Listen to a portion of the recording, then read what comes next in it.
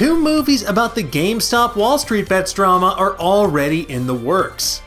Tell me, have you been seeing a marked uptick in rocket emojis lately? Are you curious why people are talking about diamond hands, going to the moon, and holding the line? Are you bewildered as to why people would possibly talk about GameStop fondly for a change and not complain about trading in their copy of Sneak King for just $3 in store credit?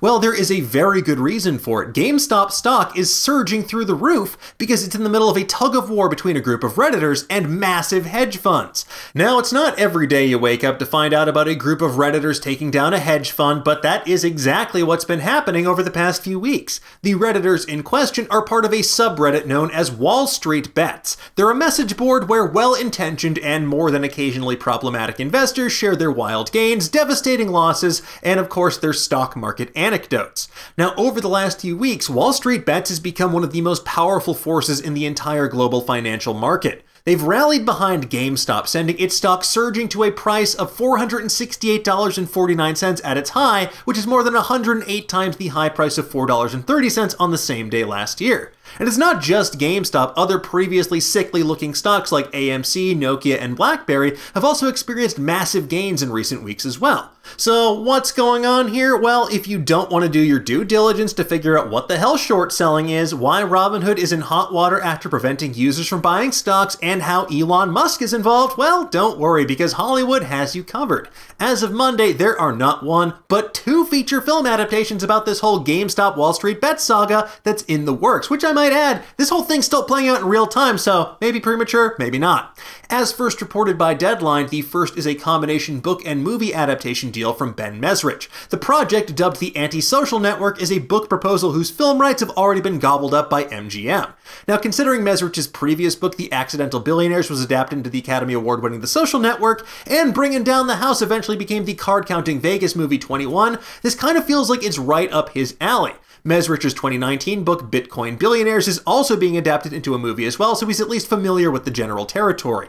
Now, speaking of The Social Network, the MGM adaptation of Mesrich's proposed book will be executive produced by Cameron and Tyler Winklevoss through their Winklevoss Pictures company. You may remember them from The Social Network as portrayed by alleged cannibal Armie Hammer. But as is tradition in Hollywood, another studio's already hard at work developing a rival project hoping to beat their competition to market. And in this case, as also reported by Deadline, MGM's competition is Netflix, who have reportedly enlisted the Academy Award-winning writer of The Hurt Locker and Zero Dark 30, Mark Boal, to pen the screenplay for their still untitled GameStop movie. In addition, Netflix has reportedly attached Noah Centineo to star in this movie in an undisclosed but major role. Now, Centineo previously starred in To All the Boys I've Loved Before, and he'll also play He-Man in the forthcoming Masters of the Universe live-action movie, and Atom Smasher in the DC Extended Universe movie Black Adam alongside Dwayne "The Rock" Johnson, presuming that movie isn't just an elaborate prank because it's been in development for God knows how long.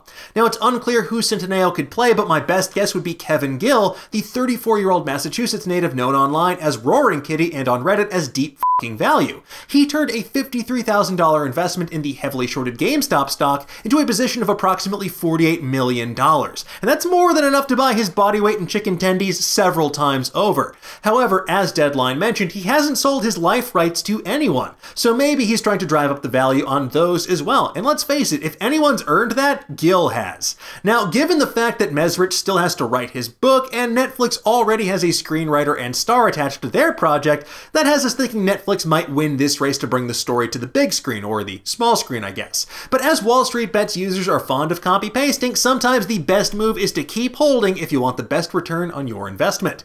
Now, chances are that both movies can and will get made, but much like the whole GameStop short squeeze itself, we'll just have to wait and see how exactly it plays out. In the meantime, though, folks, tell us, what do you think of this news? Which of these movies would you rather watch, and why? And how do you think this whole saga will eventually end? Let's discuss in the comments below, and for the latest and greatest in the world of pop culture, stay tuned to Nerdist.com.